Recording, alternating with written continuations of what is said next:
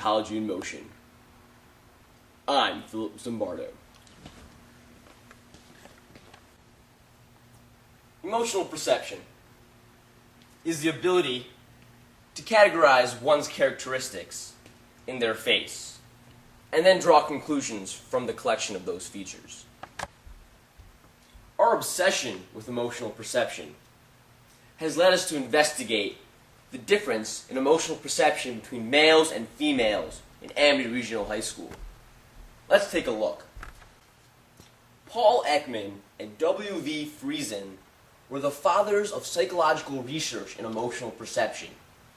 They both created the facial action coding system, which attempted to categorize every conceivable facial expression. I've been in here for 30 years. Good day. Friesen and Ekman also traveled to New Guinea. You didn't even ask me if I wanted to where do this. they concluded that Get me emotional out. perception and human emotion are independent, culturally independent, thus biological in order. Yo, Zimbardo, let me out of here. There's like a dead rat. Why don't you just stop talking right now, study the facial expressions of this dead rat that's sitting next to me. I wasn't kidding when I said that. It smells bad. Psychologist Alex Hofer took a more biological approach to the same question. I'm free!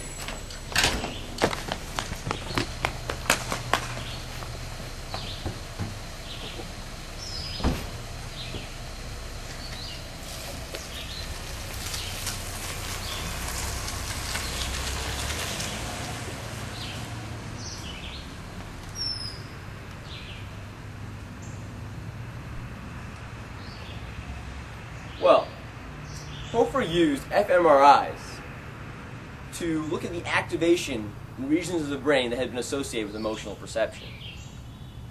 Females showed greater activation in the areas of depression and anxiety, and males in the areas of anger. A group of European psychologists conducted a study similar to our own. Though the results were inconclusive, they showed that males were less sensitive and less accurate in labeling facial expressions. To conduct our study, we issued a 20-question survey to 120 randomly selected students. There's a 20-question quiz with 22 points, with 20 faces, each one getting labeled one facial expression, except for 2 questions which were labeled 2. There was a 6-emotion word bank, which our participants used to fill out each question.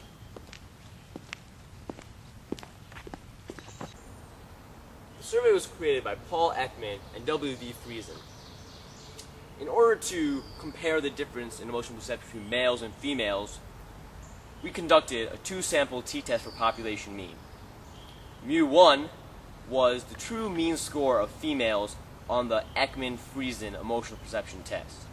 Mu2 was the true mean score of males on the Ekman-Friesen emotional perception test. HO was Mu1 equal to Mu2, and HA was Mu1 not equal to Mu2. To choose our 120 participants for our study, we took an SRS, a simple random sample, of the entire Amity High School, except for the seniors. Our reasoning for this: many of the seniors had seen our quiz before, and also many of the seniors were gone on internship and therefore would increase our non-response bias. We gathered an entire list of all the boys and all the girls at the school, labeling them 1 through the top number of student. For girls, 846, and for boys, 829. We then used a random digit generator to choose each of the students by name, then labeling each student to a homeroom teacher so we could thereby issue that study to the student. After organizing the students by homeroom teacher, we found that there were 43 homeroom teachers which had the 120 students. For each homeroom teacher, we created 2 cover letters explaining our test, and we have a paragraph for each of the teachers to read to the students to standardize the process.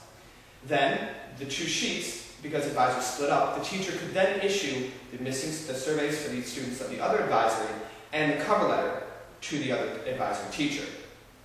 After the teachers were done, each of the teachers submitted the surveys back to Mr. DeMeo's mailbox. We then found them, collected them, and scored them on a 22-question scale. Once we had scored each of the tests, we entered the data in a mini tab 15 to then compute the test and create our graphs. Here you see a copy of the survey we issued to our 120 participants. Right above here, there is our 6 emotion word bank. Here you see there are 12 faces, the front page, and the correct emotions to be labeled for each one.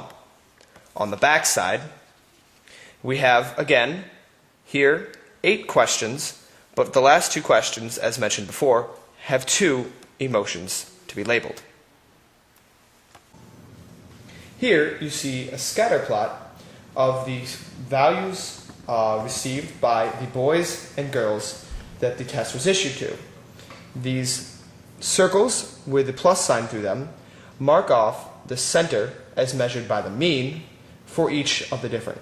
As you see, the boys, men, is slightly above 17, while the women's is slightly below 17. Here you can see a box plot of the men and women and their scores. The distribution of the men's scores are slightly skewed to the right, with 2 outliers at 14, and the range from 16 to 20. The women's scores are roughly symmetrical, with no outliers, and the range from 14 to 19. Here you'll see a probability plot that we created from the men's and women's scores. A probability plot, if the data follows a linear pattern, indicates that the data is fairly normal. As you see here, the data is approximately normal as both men and women follow a straight line. Normal means the data is symmetrical and single-peaked.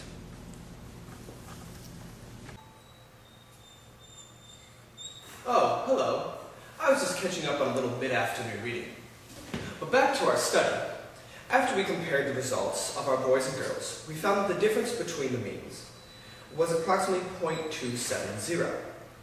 After computing the 2-sample t-test with an HA of mu1 not equal to mu2, we found a p-value of 0.58. This means if the true population of boys and girls would receive the exact same score, on average, that a sample would come up with a difference as large as ours, 0.270, 58 of every 100 times. Since the p-value was so large for our previous test, we decided to run another test with a different alternate hypothesis. HA in this test would be that mu1, or the true mean score for females on this test, would be less than mu2, or the true mean score for males. This test got us a p-value of 0.29, which is the probability that we would get results as extreme as these if HO were true. Now, with an alpha value of 0.05, we would be unable to reject HO, which is that mu1 is equal to mu2, because p is greater than alpha. 0.29 is greater than 0.05. Since we failed to reject our null hypothesis, we must state that our results are inconclusive. However, we have several recommendations for our colleagues who wish to perform studies of this similar nature. First of all, one of the greatest problems in issuing a study with surveys involved is non-response bias. In our case, one of the largest problems was ensuring that the teachers knew to come pick up the surveys to issue to the students.